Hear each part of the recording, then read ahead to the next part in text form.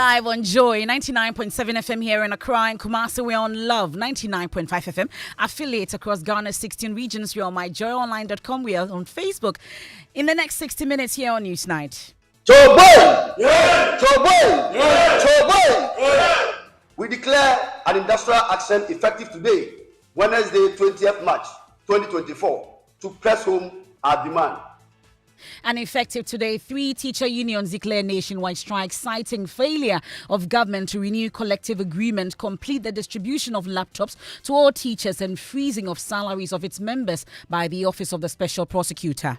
Negotiation of the new collective agreement should have completed on or before February 29 this year, but this has not been so. Equally important to the teachers, the inability of government to complete the distribution of the laptops. We'll get to hear from stakeholders, plus Minority on Parliament Education Committee justifies the industrial action by the striking teachers, saying the concerns raised by them are valid. Also tonight, I'm concerned and worried because that devices in the hands of an unknown person can compromise the future elections that Ghana will have. Who knows whether this is in the hands of a political party. And tonight, Electoral Commission bears teeth at the minority leader who just yesterday alleged that 7 biometric devices have gone missing in the custody of the Commission. Tonight, the EC says that is simply not true. They need to ensure that they don't put out information that will mislead the public. This is not true. We made it clear to them that 5 of our laptops are missing. We didn't say at the meeting that BVDs were missing. We have details as the Commission allays the fears of Ghanaians that the stolen laptops will not have any impact on the December polls. To assure you, the media and all Ghanaians, that we are not at risk. These are laptops that do not contain any information of anyone. We are fully ready for the elections ahead.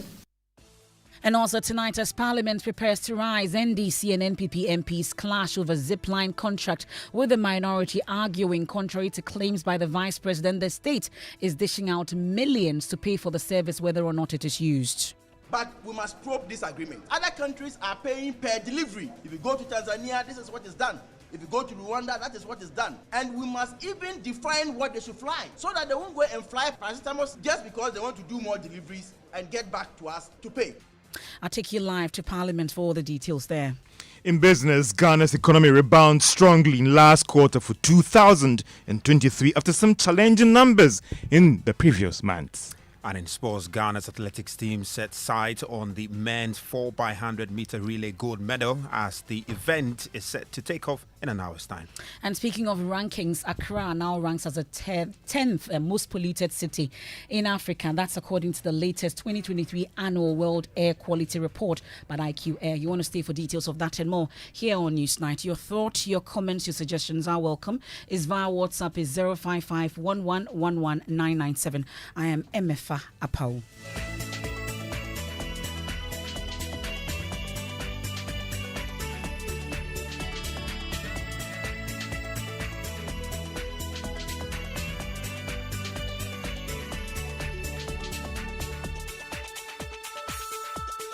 Choboy! Yeah! Choboy! Yeah! Choboy! Yeah! We declare an industrial action effective today, Wednesday, 20th March 2024, to press home our demand.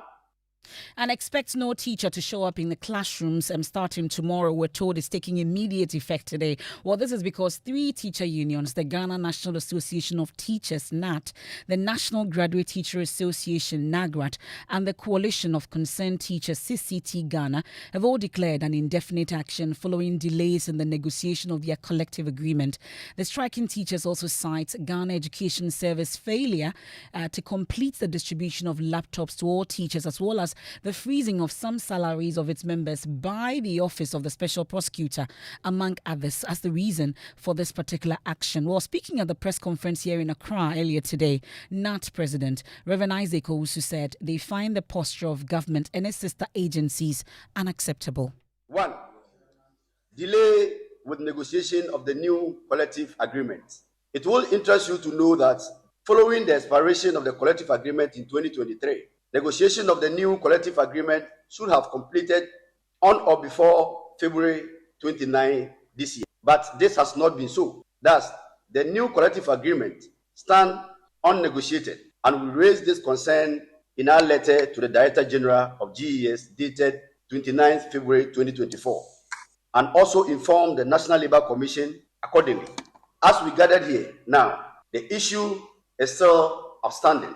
Ladies and gentlemen, 2, scheme of service. We have also drawn the attention of the Director General of the GES to the fact that the Ghana Education Service does not have a functional scheme of service for teachers. That's a much cogent and appropriate one, which takes care of all requirements in the teaching profession, needs to be developed for us. We have cried out over this to no avail. 3, equally important to the teachers are the following issues: the inability of government and the service to complete the distribution of the laptops to all teachers is of concern. The rampant changes of the school calendar without recourse to negotiation with the teacher unions is affecting the smooth operation of the service. Also, the blockade of teacher salaries by the Office of the Special Prosecutor without recourse to the laid down procedures is a major worry. Ladies and gentlemen, our call to action. In the light of the above circumstances and given the delays and unfulfilled promises on the part of the employer and the Fair Wages and Salaries Commission, and also threats from the rank and file of our members, we, the Pre-Tertiary Teacher Union, do stand with our members and hereby declare a nationwide industrial action effective today. And that's Reverend Isaac Owusu there. He's the NAT president leading the charge earlier at that press conference. We'll get to hear from the leadership of the teachers on this. But we've been hearing also from the minority on Parliament Education Committee. They are justifying industrial action by the teachers. Here's ranking member on the committee, Peter Nochukotoy. Yeah, it does not come to me as a surprise, because for some time now, there has been this negotiation between government and then on one hand, teacher unions on the other hand. There has been some stalemate, and the government promised that they will address the issues. As we speak, that has not been done. Then you also realize that there's a one teacher, one laptop agreement between the teacher unions and the Ministry of Education. Teachers were to pay a percentage, which they did over 4 years now. Now, government is unable to pay its part to the suppliers of the laptops.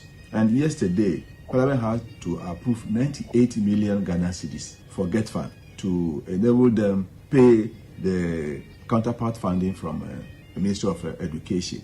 So it has delayed for some time now. Some teachers have even gone on a retirement without getting the laptop. So they have a very genuine case. And I think the Ministry of Education should step in immediately, make sure that those whose salaries have been blocked for no fault of theirs are released to them, because the salary is not enough. And for 2 months now, they have not been paid, or 3 months. How do they live and how do they work? But schools are still in session. The academic calendar has had some changes and government is trying to put it back on track. What do you think government should be doing urgently so that these teachers will get back to the classroom and this does not derail the academic calendar? The first thing for government to do is to invite the leaders of the teacher unions and dialogue with them immediately. Well, so that's the ranking member on Parliament Education Committee, Peter Nochukotoy. Well, we have a letter, a communication from the Fair Wages and Salaries Commission on this particular action taken by the 3 teacher unions. My colleague, Michael Ashali, joins me in studio with details of what we are learning, of what is contained in that particular communication from the Fair Wages. What does it say, Michael? Emefa, this is sign-off from the Chief Executive of the Commission, Benjamin Arthur, dated 19th March 2024. It says, well, the Commission respectfully invites the leadership of the Ghana National Association of Teachers, NAT, and the underlisted stakeholders to a meeting on Thursday, 21st March 2024 at 10 a.m. at the Ministry of Education Conference Room to discuss negotiations. And that's how it ends, Emefa. So that's a letter, a communication that was sent yesterday. That's 19th of March 2024. And that meeting is expected to happen on the 21st of March, which is tomorrow. Then the strike was declared today, 20th of March 2024. Well, these are questions that we'll be putting to the teacher unions once they join us. But thankfully, we've been joined on the phone by technical advisor to the Labour Relations Minister, Mr. Bright Rekrubobi. Thank you so much for your time here on Newsnight. So we've been listening first to the teachers and the concerns that they've been raising. 3 or 4 key issues they are raising. But really, before we got here, what has been the intervention on the part of the Employment and Labour Relations Ministry, you'd say? Emefa, good evening and good evening to cherished listeners. You rightly put me well. I'm the special technical advisor to the Minister for Employment and Labour Relations, the immediate past Deputy Minister for Employment and Labour Relations. Exactly. And so I have locus to speak to these issues. In the first place, I need to say that the teacher unions have had patience with government, and we need to commend them for that. We started discussing their issues while I was in office, way back in 2023. And even we gave a deadline that we should complete these by February 2024. So to the extent that we have not finished and this action is declared, I think some 50% of marks should be given to them. However, I think that they have kept the Labour Ministry in the dark for some time. They've been dealing with their mother ministry, that's the Education Ministry, about what's happening to them. One, the issue of special prosecutor, sitting on some of the allowance and so on, and wanting to have explanation to that. That's one.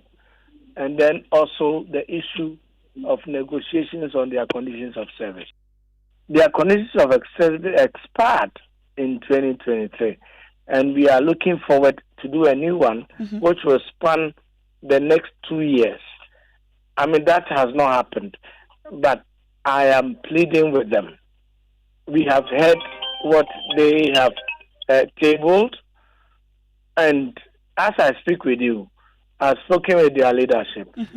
We are meeting them, God willing, on Friday morning, and to ensure that the government side, i.e., Fair Wages Salaries Commission, Ministry of Finance, and the Ministry of Employment, Labour Relations, and their mother ministry, Ministry of Education, are meeting to address all this. So we shouldn't go beyond Monday addressing the issue of strike. I beg every stakeholder. When we have matters to discuss, this is a very crucial time for government.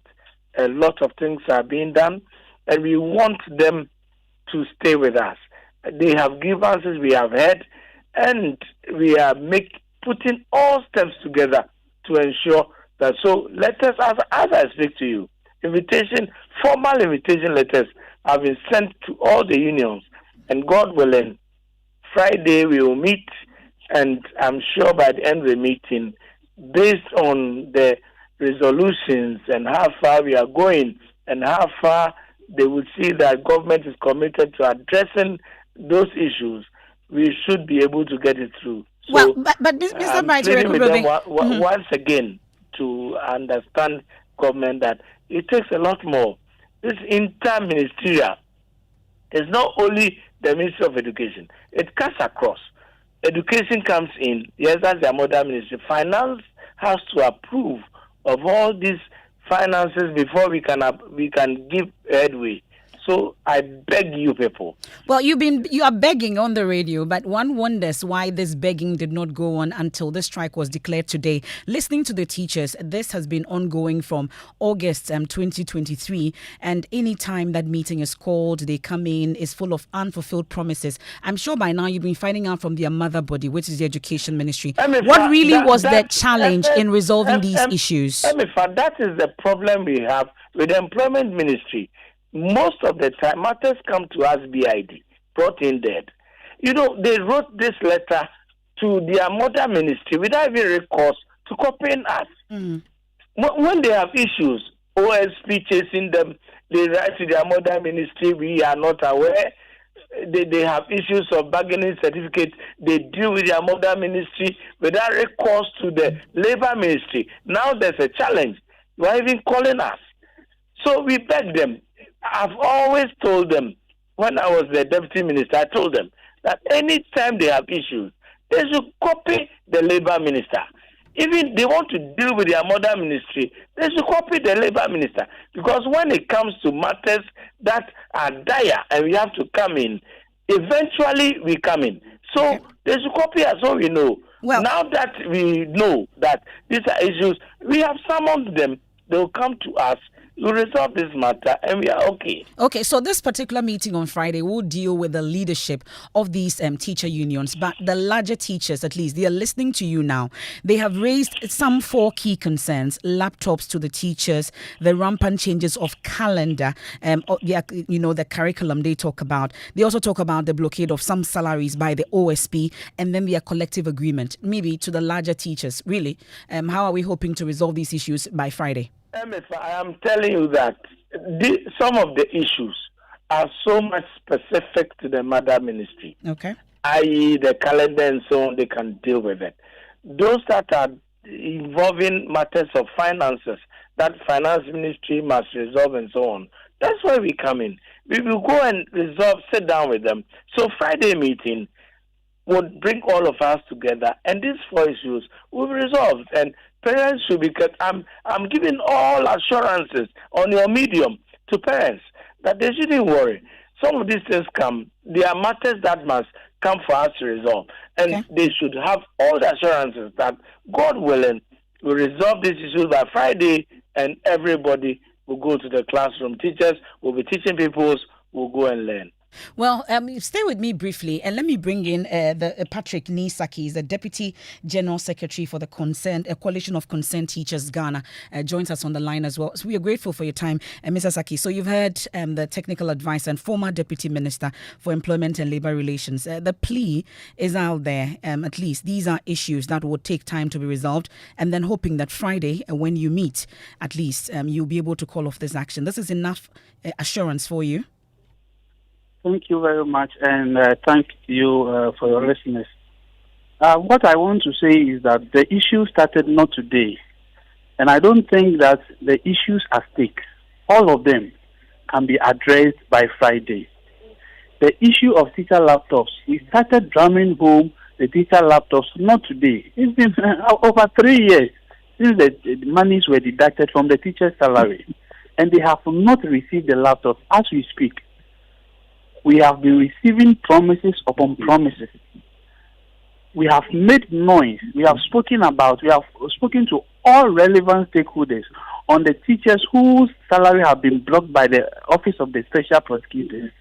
No one is hearing us. And I don't think that the money can be paid by Friday. If it can be paid by Friday, if all our issues can be addressed by Friday, fair enough. We have issues with the calendar. We start with the Ghana Education Service, and then we drafted this calendar. All parties agreed to it. By the time we realized, they have turned around, changed, and then they are using another calendar, which the teachers are complaining about. You see, we can't sit down today and agree on this. Then tomorrow, something else is done.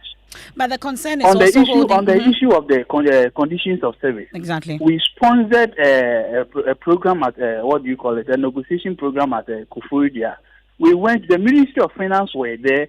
Fair wages and salaries were there. The GES were represented. The Ministry of Finance, they told us they don't have the mandate, because when it got to the finances, they told that the Ministry of Finance were there, and up to now, that we are not seeing any headway.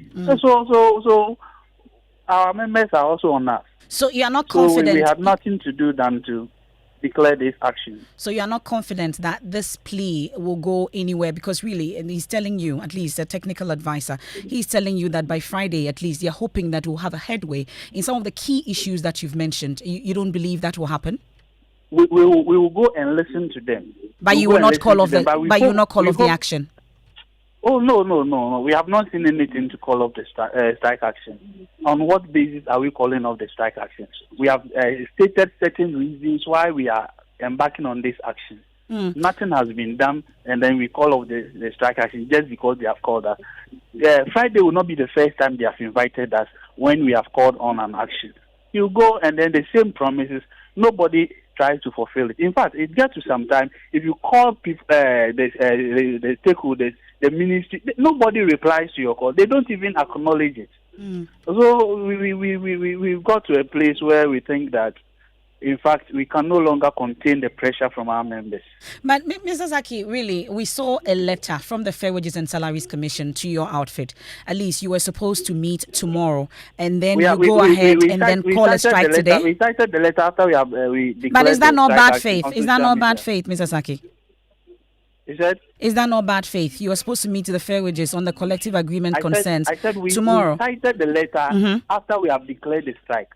You cited the letter after you declared the strike. But yes. This letter is dated 19th. It didn't get to you before the strike? The letter, I don't know the letter you are talking about. The letter I have seen is dated 19th is yesterday. Exactly. Right? 19th is yesterday. You declared the action today. I don't know. I can't say whether it was backdated. But what I know is that as of yesterday night, we have not received any letter of that sort. After yesterday night. Okay. We finished our strike, declaration of our strike action before we saw those letters on the social media. Ms. Nanisaki, we are grateful. We'll leave it here for now. That's the Deputy General Secretary of the Coalition of Concerned Teachers Ghana. Mr. Rekrubobe, so you heard him. It looks like there's no trust when it comes to the meetings with the employer. Jifa, I'm grateful to Saki, but you should know, this and other matters, this is how it's going to react to them, because we sent a letter. Fair Wages Salaries Commission did a letter yesterday. We wanted to meet them because they had planned their actions. They had to go on. If they have not cited it, that's fine. We also want to give them a fair and ample time. I mean, that's why we are not meeting them tomorrow. God willing, they will receive. They have even received our letter today for a meeting on Friday. At least he confirms that meeting will come off on Friday. He confirms. Yes. They should count on us that any time matters have gotten the Employment Ministry, we get in touch with all stakeholders who matter. So are they going to get the laptops at least? Are they going to get it? At least the laptops are the immediate ones. If I'm telling you, it's about information sharing. Okay. When they even sit around table and know about the issues, there will be nothing like strike and so on. Okay. Maybe they don't have information. And the very important matter is that they come, we sit with them. All those who matter, Education Ministry tells us when they are going to deliver. So if people have information as what they should do in the next 10 or so hours, why would they go on strike? They will not. Okay. So I will not fault them. I'm sure they don't have information on all these matters. So Friday meeting will give us opportunity for everybody to abreast him or herself with the matters that are, on the table, i.e., laptops, OSP, the conditions of service, and then we can run with it. Once people know that there are timelines to this and we do it, everything will be fine. Okay. We are grateful, and hopefully everything should be fine on Friday, and hoping that this action will be called off. That's the technical advisor and also the former Deputy Minister, Employment and Labour Relations, Mr. Bright Rekrubobe. Let me bring in the ranking member on the Education Committee in Parliament, Mr. Peter Nochukutoy. We're grateful for your time here on Newside. So briefly, I'm sure this is an issue that Parliament is really also looking at keenly. Is there really an intervention from where we sit? Thank you very much, and good evening to your listeners. Yeah, for now, there is no intervention from Parliament House because as we speak now, we are still sitting, and this is the last day of this meeting. I spoke with the minister and this evening, and he promised that they were going to take immediate actions, meet them on Friday, and try to resolve their differences. But the issue is that why have they delayed so long in resolving this matter. Teachers have got their salaries blocked for no fault of theirs. And no action is being taken immediately to resolve it. But you know the explanation that the OSP gave. It's an investigation, and they suspect that these are ghost names that they are investigating. For which reason these salaries have been blocked? Yes, but how long will it take? If the teachers are at post, why are they having their salaries blocked? So for me, it shouldn't take long in doing that investigation.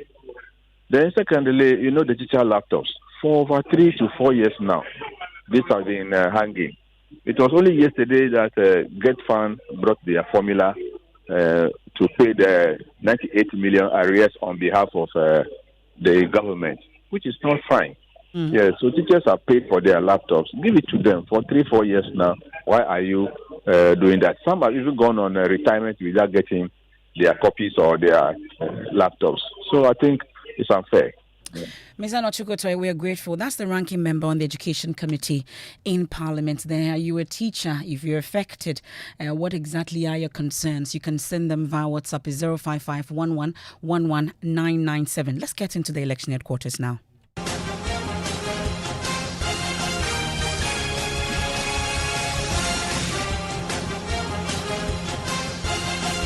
And today, Ghana has been connecting all the way in Tamale on what you expect to be in the various manifestos of the various political parties. But this evening, the Electoral Commission is up in arms against the minority in Parliament who just yesterday alleged that 7 biometric devices have gone missing in the custody of the Commission. The minority, after jointly meeting the Electoral Commission with the majority side, told the media that the EC confirmed to them that some election materials were missing. Minority leader Dr. Keisela Forson said if the devices are not recovered, it will affect the integrity of the 2024 elections. The Electoral Commission confirms that 7 of the biometric devices are missing. I urge the CID and the Ghana Police Service to immediately issue a statement giving us the details of their investigation so far. I'm concerned and worried because that devices in the hands of an unknown person can compromise the future elections that Ghana will have. Who knows? Well, the Electoral Commission is fighting these allegations. Deputy Chairman of the Commission, Dr. Bosman Osare, at a news conference clarified that only 5 laptops were stolen and that all biometric verification machines were safe in the keep of the Commission. The BVRs are intact. The number we mentioned, 8,500 BVRs, they are intact. The verification devices are also intact. And the Commission has had meetings with our parties, other stakeholders.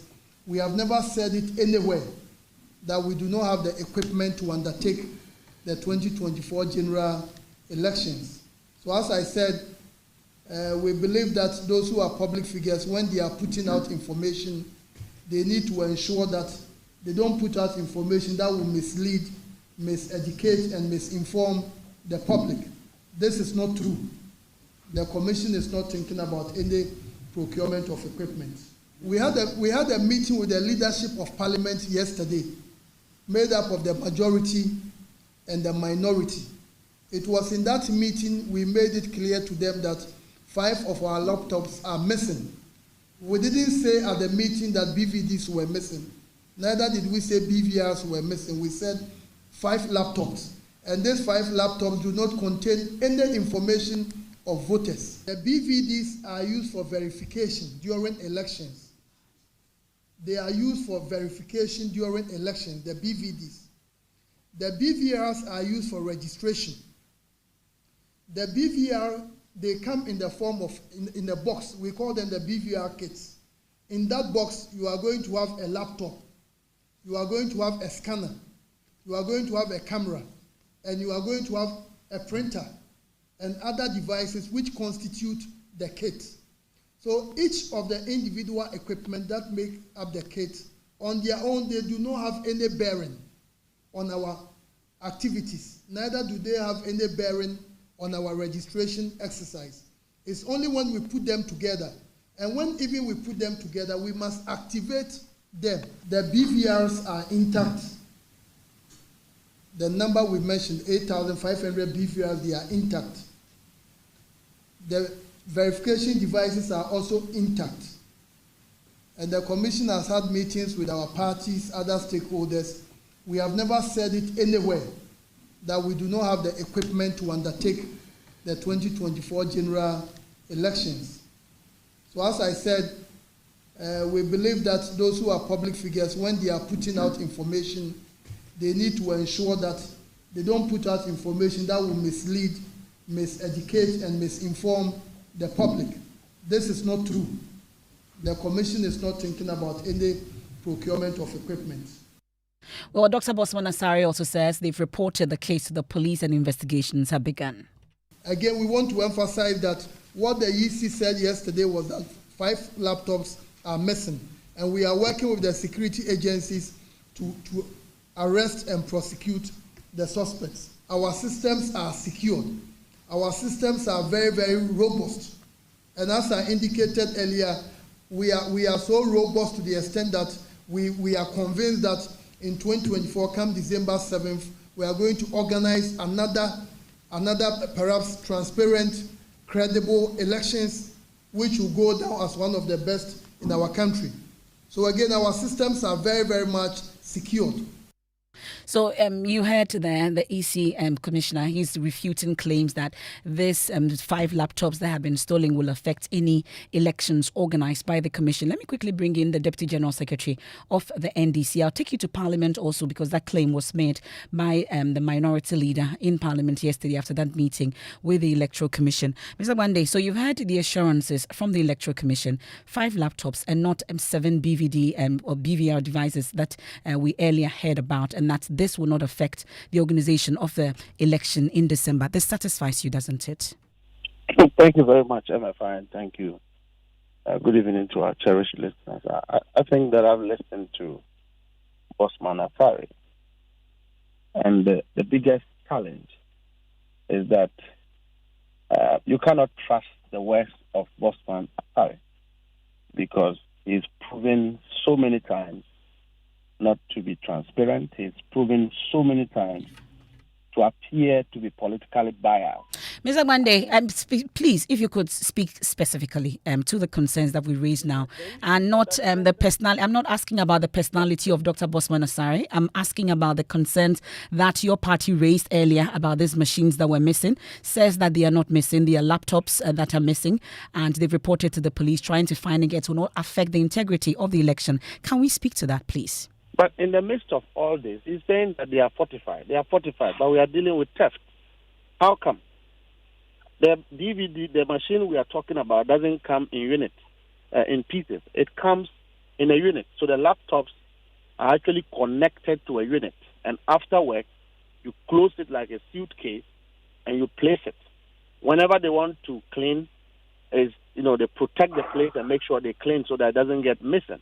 Now we wake up and the Electoral Commissioner is telling us that they are fortified. Yet we are talking about stolen devices. Today they say it's laptops, not DVD machines. So really, we are just watching to see that as the day goes, what will unfold. Okay, we're grateful. That's the Deputy General Secretary of the NDC, Mustafa Gwande. Well, Parliamentary Affairs Correspondent Kwekwa Sante joins us on the line. This was topical in Parliament yesterday, and hearing from the EC now, the members of Parliament, satisfied or assured enough by the explanation that has been given by the Electoral Commission at the press conference today. Kwekwa, what's the talk in Parliament? I'm sure you've been reaching the minority leader. What has he been saying? In fact, right before the House suspended, I called the minority leader and asked him that this is the specific claim that has not been made by the EC. They are denying the allegations he made. He said that he does not believe that the Electoral Commission is speaking the truth. He still stands by the allegations he made at yesterday's news conference, and we expect that in the coming days they may provide further and better particulars. We've been trying to get him on the record to respond directly to Dr. Bosman Asare and the EC's response to him. But because of his last day, there's a lot on Parliament's agenda. Leaders have been stuck in meetings for so long. He's unable to grant us an interview. But he says, as far as he's concerned, he stands by the allegation that he made yesterday that 7 devices that were in the custody of the Electoral Commission have been lost, and they are demanding a full-scale police investigation to unravel that. Well, bring us up to speed on happenings as we prepare to rise. Well, the House is expected to go on Easter break today. The major business they have to do before they go have all become so contentious. The House has suspended. Initially, we thought they were suspending for an hour. It's been almost 3 hours. The House is still not back. All President Akufo-Addo ministerial nominees and deputy ministerial nominees are expected to be voted on today. Initially, the minority vowed to oppose each and every one of them. And so, in fact, the first report that the media got copies of had by majority decision. That meant all the ministerial and deputy ministerial nominees would have been subject to secret vote on each of them. We understand the minority has backed down on that stance to now present a new report, meaning a majority, a consensus approval, I should say. But given the posture of President Akufo-Addo and his secretary yesterday, we understand there is pressure on the minority leadership to actually do something to show the government that they cannot take Parliament for a ride. We know that yesterday, Roxy Nelson, the Senator, filed an action in the Supreme Court where he is also seeking an interlocutory injunction against Parliament from taking any action on the ministerial nominees because, according to him, the President dismissed them before he purported to have reassigned them. And so all those issues are there, and the minority are pushing that if the President says because of some interlocutory injunction applications that have been made at the Supreme Court should bar him from signing the anti-gay bill, then they are going to apply the same pressure on Parliament not to approve any of the nominees. There's also another $150 million loan that the Finance Ministry has been seeking for budget support. 2 weeks ago, they were able to convince Parliament to pass $300 million.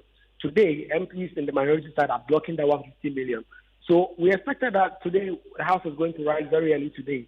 But intense negotiations going on currently to try and reach some agreement before the House will come back to sit on this $150 million, on also the nominees of President Akufo-Addo, as well as K.T. Hammond's push to get some of the tax waivers requests that have come up. We know the chairman of the Finance Committee, who is an NPP MP, is not supporting his colleagues on this one. He's backing the minority that they should not take these tax waiver requests because they are inimical to the country's economic interests. And so there's some jaw-jawing going. I've seen so many meetings going on the fringes of Parliament to try and come to some understanding before MPs will come back to the chamber to do business.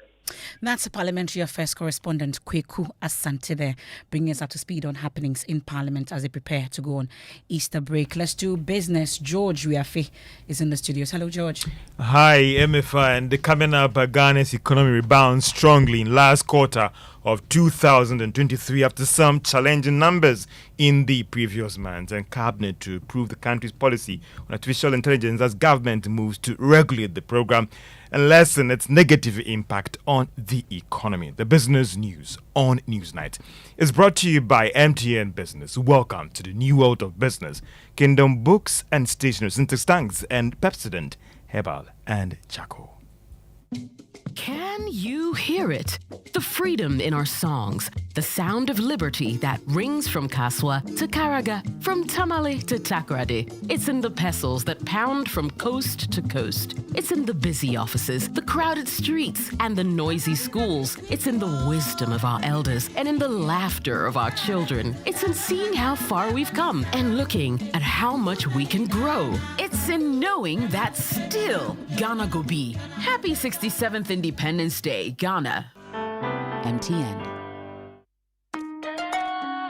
Son, we are so proud of you for setting up this hospital. I really love those hospital beds and waiting chairs. By the way, did you import them? No, Dad, I didn't. I actually got them from Kingdom Books and Stationery right here in Ghana. Wow. We also bought our office supplies, safes, executive desks and chairs from Kingdom, and they gave us expert advice on how to set up our office. Guys, that makes 3 of us. I also got our sofa and bedroom sets, plus our dining hall furniture for our new home from Kingdom. Wow, Mom, that makes 4 of us. I usually get my stationery items from Kingdom, and my teacher also mentioned that our classroom furniture was provided by Kingdom. So there you have it. Whenever you're thinking about setting up an office or acquiring furniture for your home, etc., Kingdom Books and Stationery should be your first point of call. With over 40 years experience in the industry, we stock and supply a wide variety of globally sourced office and home furniture, stationery and equipment. Visit our head office, Osu Akwaje, or our office near the Osu Stadium. We're also in Tema Community 1, opposite Olam SHS, Kumasi KNUST campus, UC KCC Cape Coast and now at the Marina Mall, Airport City. Or call us 0302 764101, 764209 or 762792. Visit our website www.kingdomgh.com. Water is needed all day, all night. So, remember Syntex tank all day, all night. 7 years warranty. Select any color for free. In no the crack, in no the spoil. Call Accra on 0244 335 168. Kumasi 0505 555 666. Syntex tank. A strong, a tough. Water is needed all day, all night. So, remember Syntex tank all day, all night. 7 years warranty. Select any color for free. In no the crack, in no the spoil. Call Accra on 0244 335 168. Kumasi 0505 555 666. Syntex tank. A strong, a tough. Hello, Auntie Araba. Hey, Bugger, how are you doing today? I want to buy Pepsodent Cavity Fighter, but I don't have enough money. So what are you going to do? Can you give me the big size? You know, as for me, I'll pay the balance later. Today, no credit. I haven't sold much this morning. If you don't have enough money for the big size, why don't you try the 120-gram pack? There's a 120-gram pack? Introducing the new Pepsodent Cavity Fighter in 120-gram pack size. More affordable and convenient. Get yours today from any supermarket near you. Every smile matters. This advert is FDA approved. Welcome to Business on the News. Now, the economy rebounded strongly in the last quarter of 2020 after posting some challenging numbers in the previous month. Now, this was captured in the quarterly gross domestic product estimates released by the Statistical Service. There is more in this report. Analysts would usually want to track how an economy performed over a year. However, some would also want to look at how things have performed over each quarter in order to do the necessary projections and outlook. Therefore, going through the gross domestic product estimate released by the Ghana Statistical Service, the data showed that in the fourth quarter of 2023, the economy grew by 3.8%. This is the highest compared to the other 3 quarters for last year. This can be linked to a strong growth in some subsectors of the economy like agric and industry. According to the government statistician, crops, trade, household and repairs and goods also helped to push growth for the quarter this level. The services sector made the largest contribution to the fourth quarter performance with 5.1% growth. It was followed by the agric sector, which expanded by 4.5%. Industry was up by 1.6%. The data also showed that the economy is still services-led. A careful look at the report also revealed that the agric sector witnessed some strong growth over the last 5 years. It has also overtaken industry as the second biggest contributor to the economy. The 2.9% economic growth recorded in 2023 is far higher than 1.5% that government projected in the 2023 budget. And that is a business desk report. Meanwhile, government statistician Professor Samuel Kobnenim has been responding to arguments that Ghana's program with the IMF contributed to these strong growth numbers for the last quarter of 2023.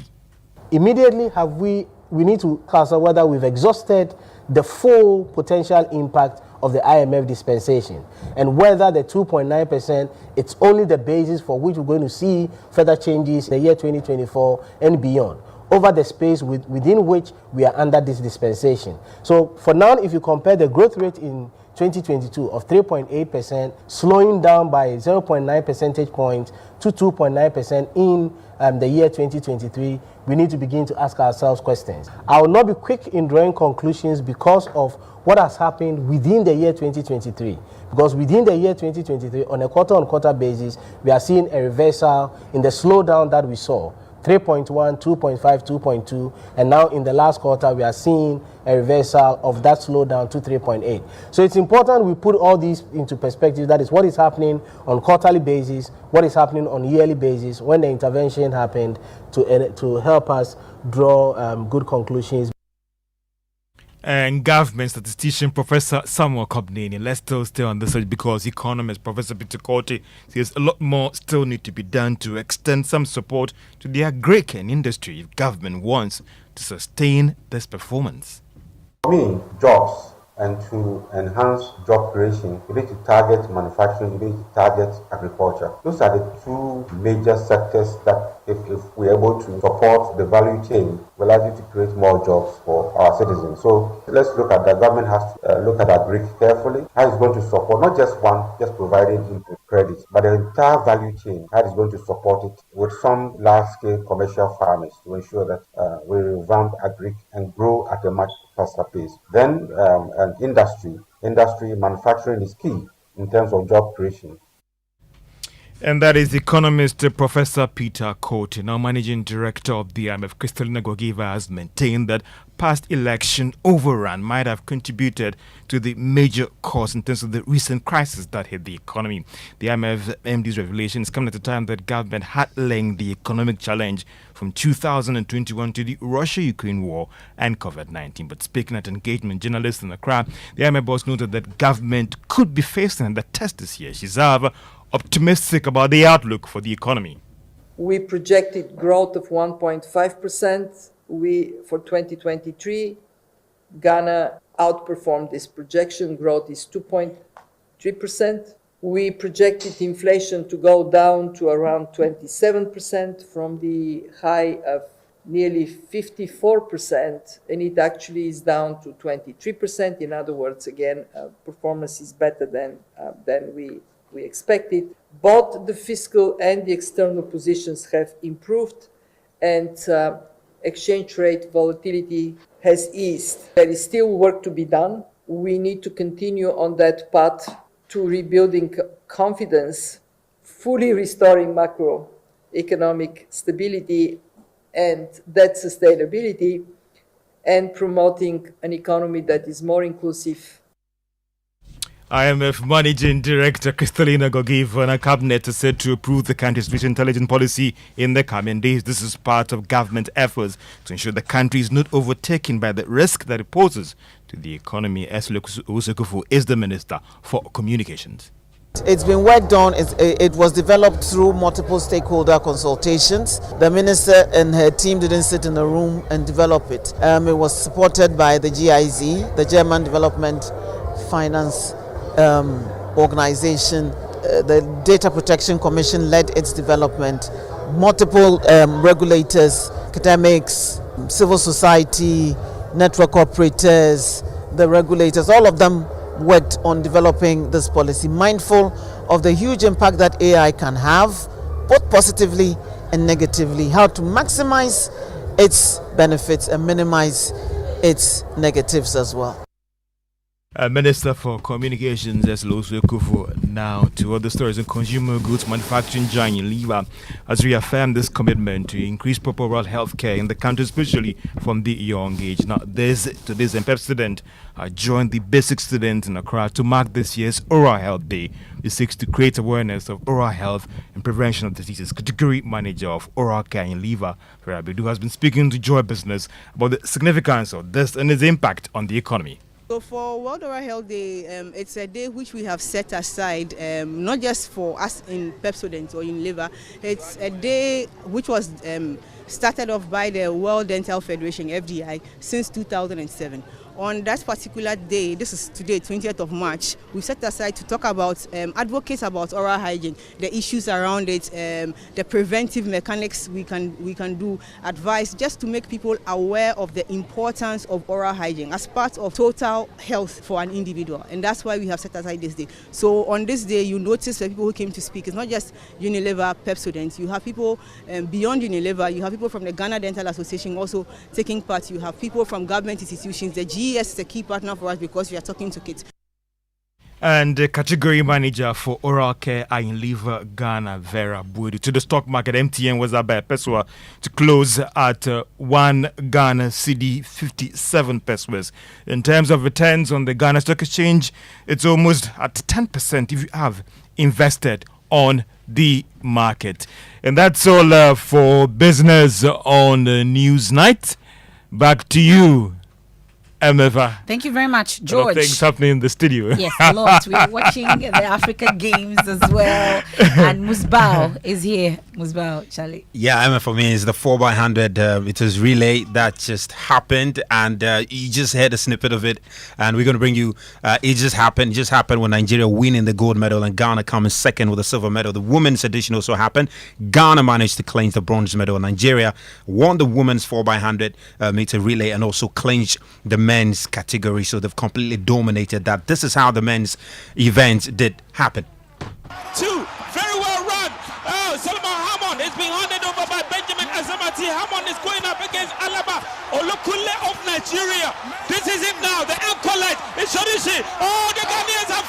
Oh, it looked like they were dropping the baton, but they did it. It's Shorishi against Joseph Bolamo. It's a race for 1 and 2. Ghana, Nigeria. Nigeria have got it just on the line. They have exacted revenge on the Ghanaians. And the gold medal will go to Nigeria. It's a sweet, sweet, sweet revenge for Nigeria. On home soil, they have shocked the Ghanaians. Ghana will have to settle for silver, but there's a bit of controversy. Wait for it. What's happening? Well, the Nigerians have it. The Nigerians have it. The Nigerians have it. It was a barnstorming run. Yeah, so that's Nigeria managed to clinch the 4x100 meter relay there. Ghana were the defending champions, and guess what? Ghana won it. Ghana won it just the last edition in 2019, and Nigeria have just been able to clinch it here. So quite an interesting race. Just looking at the time, the 4x100 meter relay time. So Nigeria won it with 38.41 seconds, and Ghana came second with 38.43 seconds. So just some two macroseconds difference there that saw Nigeria clinch that. And of course, like I mentioned, Ghana's women side managed to clinch the bronze medal. But that is not the end of the Ghana-Nigeria controversy, because we're going to see it also manifest in the hockey competition, the women's category. Ghana and Nigeria will be playing in the final of the hockey competition on Friday. That's the women's category. Then in the women's football in Cape Coast on Friday, Ghana will be playing Nigeria for the gold medal. So still there's some Ghana-Nigeria jollof battle that's expected to unfold before the end of the African Games over there. So yeah, so 2 more medals for Ghana, silver and bronze. That takes the tally to some 49 gold medals. And with the Black Satellites already through to the finals and Black Princesses, that's some medals also guaranteed there. So Emefa, don't be surprised if at the end of the competition, plus boxing and hockey, Ghana is able to tally some 60 medals at the end of this competition. We'll make it. Yeah, I mean, the last edition we got 25 medals, 60 medals when we hosted. It looks quite good. We've done quite well. good. Yeah. Well, we'll be monitoring. Thank you very much, Musbao, there with the latest from the world of sports. There's a lot of action at the University of Ghana Sports Stadium. You want to catch it? It's free gate. And then if you want VIP, also you can get that ticket. And your bus is available for you to participate in the Africa Games. Let me take you to Parliament now, where an angry Speaker of Parliament, Alban Bagbing, is delivering a statement about the President's rejection of the anti-gay bill or refusing to allow the clerk serve the bills on him. Not formally presented to us have come to our attention, compelling us to confront the issues it raises. It is a matter of great concern that the executive branch has chosen to disregard the established constitutional structures, constructive dialogue and collaboration between the branches of government. In light of these circumstances, it is incumbent on this House to stand united in its response to this affront to the legislative authority vested in Parliament by the Constitution and the people we serve. We must articulate a collective voice that unequivocally condemns the disregard for our constitutional structures and reaffirms our commitment to uphold the rule of law. This situation calls for a principled stance, emphasizing the importance of adherence to the procedures and norms that govern our democratic institutions. Honorable members, I want to make some comments on the legal framework for action to be taken after a bill has been passed.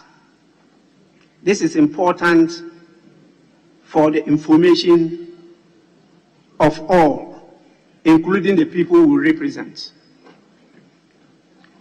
Article 106 Clause 7 of the Constitution provides, and I quote, "Where a bill passed by Parliament is presented to the President for assent, he shall signify within 7 days after the presentation to the Speaker that he assents to the bill or that he refuses to assent to the bill, unless the bill has been referred by the President to the Council of State under Article 90 of this Constitution." Section 5 of the Interpretation Act 2009, Act 792 provides, 2. As soon as a bill is passed by Parliament, the text of the bill as passed shall be sent by the Clerk of Parliament to the government printer, who shall print 4 copies of the bill on vellum paper or on paper of enduring quality and send the copies to the clerk. 4. On receiving the copies, the clerk shall carefully compare them with the text of the bill as passed, and if the clerk finds the copies to be correct, shall sign on each copy a statement in the form set out in the first schedule, and shall send the copies so authenticated to the President for the assent. 5. Where the bill was passed in accordance with the relevant provisions of Article 108 of the Constitution, the clerk shall, before causing the copies to be presented to the President, submit them to the Speaker, who, if satisfied that the bill was passed in accordance with the Constitution, shall sign on each copy a certificate in the form set out in the first schedule. That's the Speaker of Parliament, Alban Bagbin, there presenting his take on the President's position or posturing on the anti-gay bill, assenting to it or not. And you've heard that communication from his secretary to the Clerk of Parliament on why they should not send the anti-gay bill to his desk for assent. And the Speaker has been speaking about it. We'll bring you more on myjoyonline.com. Just before we head out, Accra has been ranked as the 10th most polluted city in Africa. That's according to the latest 2023 Annual World Air Quality Report by IQ Air. The report highlights a concerning deterioration in Ghana's air quality from 2022 to 2023. My colleague Michael Ashali has the rest of the details. In the heart of Ghana, where the vibrant streets of Accra pulse with life, an invisible enemy is lurking in the air: pollution.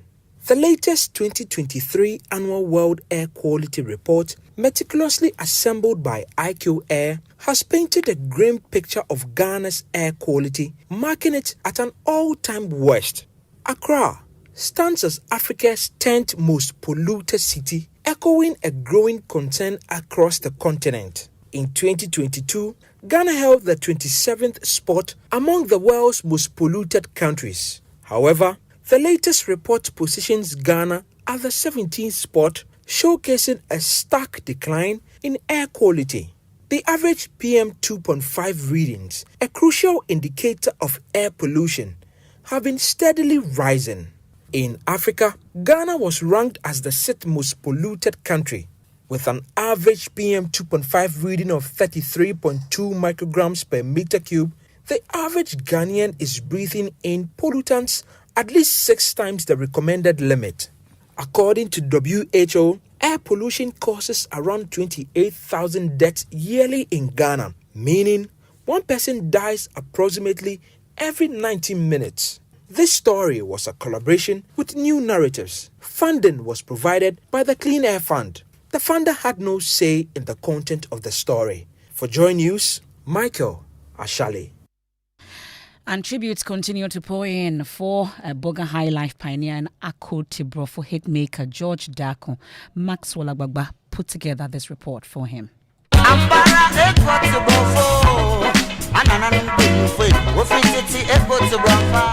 George Dako, a quintessential high life legend who took the genre to another level.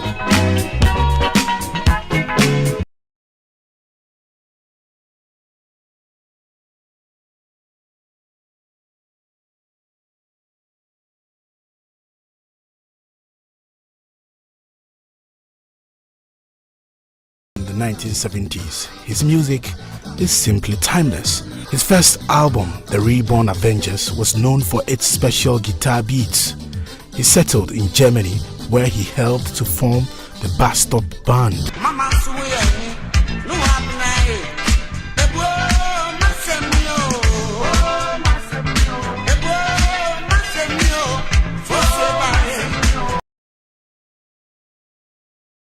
Third album, he became the group's lead vocalist. When the band disbanded in 1988, he continued to perform as a solo artist. George Dako becomes the second highlife legend to die in March, a month dedicated to the celebration of our music and culture.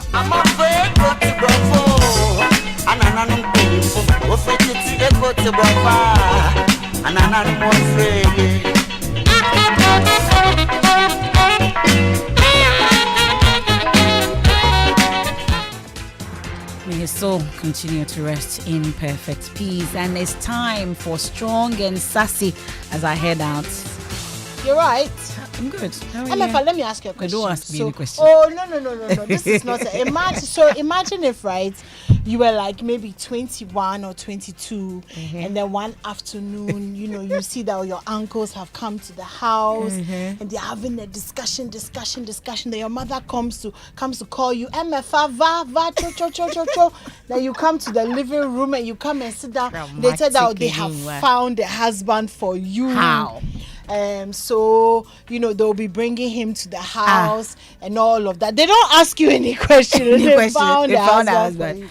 From then maybe a week later they come again. Your mother will call you Emefa. Then you bring the man. Then they'll bring the man. Then they'll say, "Oh, this is we have come to marry you." What am I talking? I'm talking about arranged marriages and how it used to be. Does it still happen? Well, it doesn't look like. Well, not in Ghana. No. Well. It's interesting because I've always asked, why is it that the rich people are marrying the rich people? Why are they not marrying? Why are they not coming down? And you feel like it's not even so much of knowing each other, but they are transactional. There are things going on in the system. Anyway, so today, all this talking is just to say that we are going to see the ways in which marriage has changed in Ghana over the years from when marriages when marriages were arranged to now, proposal. Hey. I'm still waiting for a proposal. But God will provide. No, the flashy one. trumpeter in the middle of the mall. And all that. Oh, okay. I don't think that back then it was happening. Unless maybe by the river, somebody is fetching a pot. It's like, oh, let me carry your pot. Anyway, whatever. Tune in to. Yeah, you're tired. No, I'm not. I can't wait for the show. All right, well, tune in to Strong and Sassy coming up next. Inimwa Inimado and the team. I am Emefa Apawu. There's more when you log on to myjonline.com.